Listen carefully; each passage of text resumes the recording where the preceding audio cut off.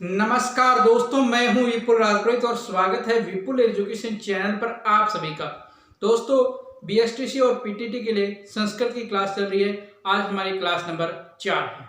इससे पहले हम जो टॉपिक प्रारंभ कर रखा है उसका नाम है वर्ण विचार। सबसे पहले हमने वर्ण विचार का परिचय पढ़ा, उसके बाद की क्लास में हमने स्वर के बारे में पढ़ा, उसके बाद की क्लास में हमने व्यंजन के बारे में पढ़ा। ये 3 वीडियो हैं, तीनों आपको आई बटन में लिंक मिलेगा, जाकर देख सकते हैं। आज हमारी क्लास जो है वो रहेगी उच्चारण स्थान पर। और मित्रों, मैं आपको बता दूं कि उच्चारण स्थान से प्रश्न आपसे पूछा जा सकता है कि उच्चारण स्थान कौन से वर्ण का कौन सा उच्चारण स्थान होता है। बहुत ही इंटरेस्टिंग तरीके से इस क्लास को देखना, पूरी बहुत ही इंटरेस्टिंग तरीके से समझाऊंगा। सबसे पहले देखो, हमारा जो शरीर होता है इसी में उच्चारण स्थान दिए हुए हैं। तो सबसे पहला जो हमारा उच्चारण स्थान है, ये जो कंठ है ना, ये इस कंठ से उच्चारित होते हैं। कौन कौन से इस कंठ से उच्चारित होते हैं? ए, आ, क, ख, ग, घ, अड़े, है और विसर्ग। अब मैंने आपके सामने बोला मेरा जो कंठ, जो जीवा है, किसी भी भाग से स्पर्श नहीं हुई, सिर्फ ये कंठ से उच्चारित हुए। तो इसका एक सूत्र है, अक्कु है। अक्कु है विसर्जन्याम कंठ है।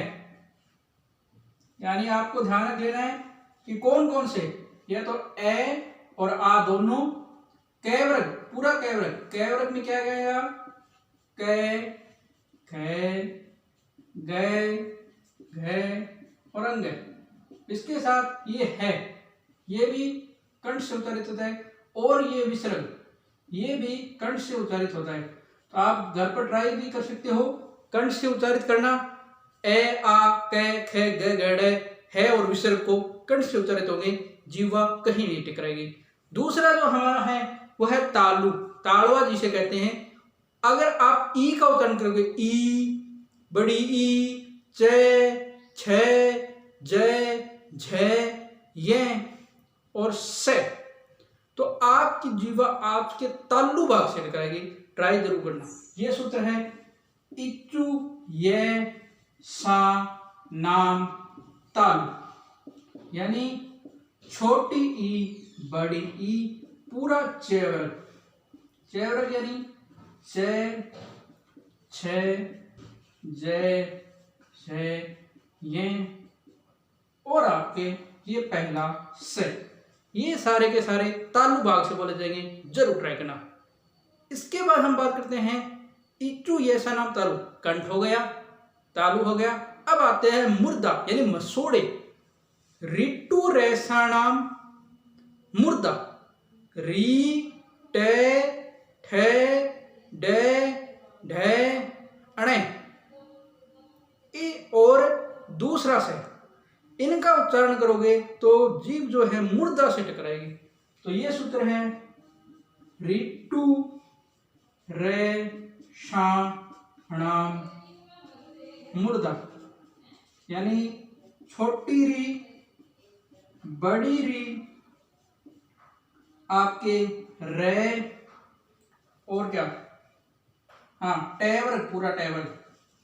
टे, ठे, डे, डे, अणे और आपके दूसरा से। इनका जब आप उच्चारण करोगे तो आपकी जीवा मूर्धा से जरूर टकराएगी। अगली बात करते हैं हम लृतु लेसा नाम दंता। लरे, ते, थे, दे, धे, ने, से। लृतु लेसा नाम दंता यानी तेवर पूरा उच्चारित करोगे, लरी का उच्चारण करोगे, तीसरे सह का उच्चारण करोगे, आपकी जीवा दांतों से जरूर ट्राई कराएगी। ट्राई कर लेना। तो ये सूत्र है, लृतु ले सा नाम दंता। यानी लरी पूरा तैवर्ग, यानी आपके ते, थे, दे, धे, ने और आपके ये तीसरा से। अब हमारा अगला आता है उपपदमान्यम ओष्ठव। पे, फे, बे, भे, में। उ, उ यानी छोटे ऊ और बड़े ऊ को जब आप बोलोगे या पे फे में की लाइन बोलोगे तो आपके होठों से जीभ टकराएगी। तो इसका सूत्र है उपपद मानीय ओष्ठव। उपपदमानीय ओष्ठव यानी छोटा ऊ बड़ा ऊ पूरा पै वर्ग यानी पै फै बै पै फै बै पै फै बै भै मैं और आपके क्या ये जो उपपदमानी वाला चिन्ह है पैप है ये भी इसी से उच्चारित होंगे। इनके उच्चारण के बाद बात आती है पंचम वर्णों की, यानी जो नाक से बोला जाता है नासिक के वर्ण देखे कहते हैं। आप अंगे बोलो, नए बोलो, अणे बोलो, मैं बोलो, पांचों जो हैं ये जैसे अड़े, ये, अणे, नए और मैं, इनको कहते हैं नासिकी। ये नासिकीय व्यंजन है। इनका उच्चारण नासिका से भी होता है और इनका उच्चारण अपने वर्णों से भी होता है। जैसे अंगे है तो इसका उच्चारण सर होगा कंठ प्लस नासिका। ये जो ये है इसका उच्चारण होगा कंठ प्लस तालु प्लस नासिका। अणे का उच्चारण सर होगा मूर्धा प्लस नासिका। इस नए का उच्चारण सर होगा दंत प्लस नासिका और इस मैं का उच्चारण सर होगा आपके ओष्ठ प्लस नासिका। ओष्ठ प्लस है नासिका। तो ये पांचों अपने उच्चारण स्थान से भी उच्चारित होते हैं और नए से भी उच्चारित होते हैं। अगर परीक्षा में ये पूछ लिया जाए कि प्रथम अगर नासिका दिया हो तो नासिका करना है, अगर नासिका नहीं दिया हुआ है और इनका उच्चारण स्थान दिया हुआ है तो वह करना है। अब हमारी बात आती है ए आई की। ये जो ए आई है इनका उच्चारण स्थान है ए आई का है एदात कंठ तालु, क्योंकि ए इस ए का निर्माण होता है ए प्लस ई से और ये ए का उच्चारण स्थान क्या है कंठ और यू का उच्चारण स्थान क्या है तालु। तो इन दोनों का बनेगा कंठ और तालु, कंठ तालु। और इस ओ और इस ओ और इस औ इनका जो उच्चारण स्थान है वो बनेगा दंतोष्ठ, दंत प्लस ओष्ठ, क्योंकि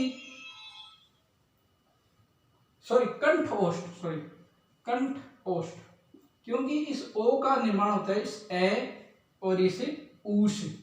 तो इसका होगा कंठोष्ठ और एक बचता है वह, इसका उच्चारण स्थान है दंतोष्ठ। तो ये है आपके पूरी उच्चारण स्थान की कहानी। इससे बाहर कोई प्रश्न नहीं जाना है। ये सारणी का स्क्रीनशॉट ले सकते हो। अच्छी तरह से पूरा समझा दिया है कहाँ से कौन सा वर्ण उच्चारित होगा। मैं समझता हूँ आपको कोई डाउट नहीं रहा। फिर भी डाउट रहो कमेंट सेक्शन में जरूर बताएं। वीडियो कैसा लगा, पसंद आया वीडियो जरूर लाइक करो, शेयर करो, कमेंट करो। चैनल को सब्सक्राइब नहीं किया चैनल सब्सक्राइब कीजिए और बेल आइकन घंटी को प्रेस कीजिए। धन्यवाद दोस्तों। जय हिंद, जय भारत। घर रहें, स्वस्थ रहें।